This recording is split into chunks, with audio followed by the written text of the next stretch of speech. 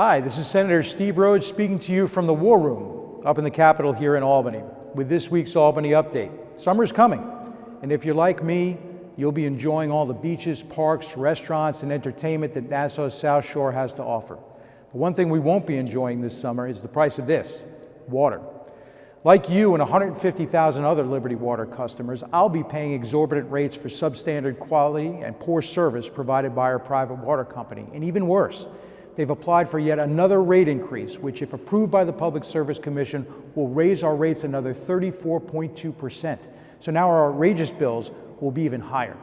The Public Service Commission will be taking public comment and holding public hearings, but it's important that your voice be heard. The Public Service Commission, which is supposed to be a watchdog for ratepayers, has historically been nothing more than a lapdog for water utilities. Getting our message out quickly is key. So please join me in opposing this rate hike by signing my petition, which we presented to the PSC. Be sure to visit the link with this post to sign my petition today. I also wanted to let you know about my efforts to fight the governor's continued efforts to block a possible transition to public water. Years ago, the South Nassau Water Authority was created by the state for the very purpose of investigating and negotiating the cost of a potential public takeover of Liberty Water, but was provided no funding by the state to do that work. And while the equivalent authority on the North Shore receives $1 million annually, ours receives nothing.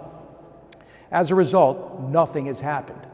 A bill to force the state to provide that funding was vetoed by the governor last year, and despite multiple demands to add funding this year as part of the state budget, both the governor and the majority Democratic leadership in the Senate and the Assembly failed to do so.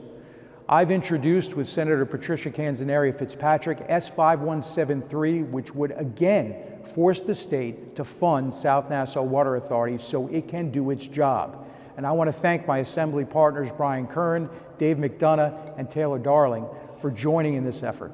Call Governor Kathy Hochul, Temporary President Andrea Stewart-Cousins, and Speaker of the Assembly Carl Heastie to demand that the bill be passed before the end of session and signed by the governor to help provide a path to public water for ratepayers.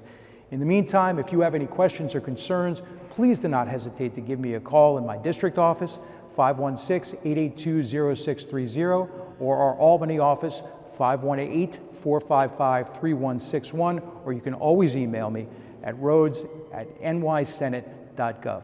Thanks again, and we'll speak soon.